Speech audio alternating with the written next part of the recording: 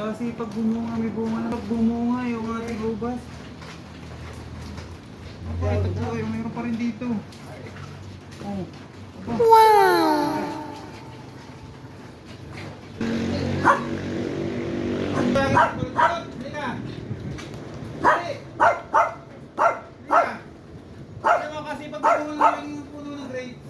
What?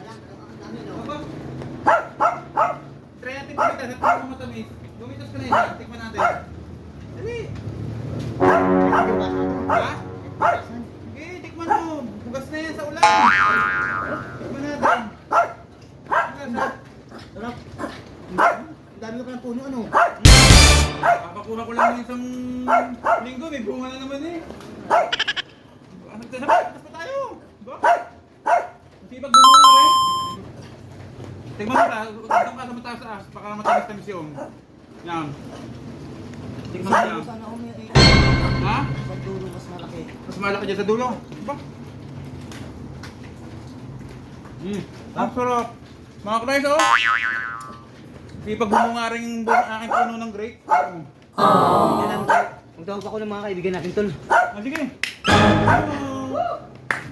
Ano dito? Mag-harvest ng aking grape dito sa ano? What? Okay. Bro, what are you talking about, man? Harvestin na rin. Maulan, eh baka manlaglagan pa. Ako. Okay.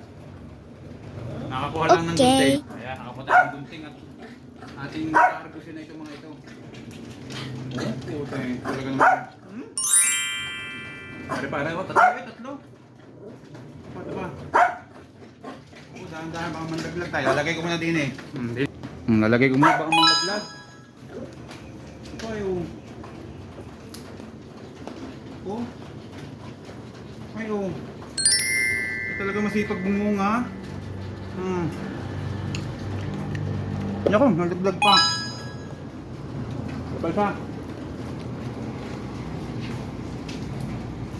Ay, talagang masipag. So nakatatlong bugtos tayo ng grapes sa ating tanim. Ayun o.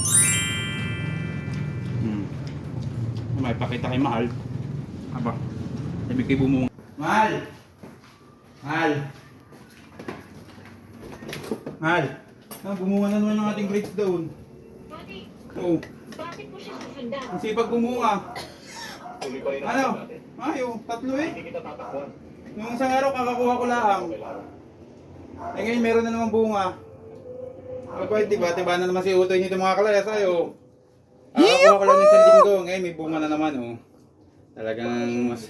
Pag pala lagi maulan, ano pala, mabilis palang bumunga ang aking tanim. Kawawa naman. Ay oh. Problema to. Paano masabi? Tinatanong ko nga eh.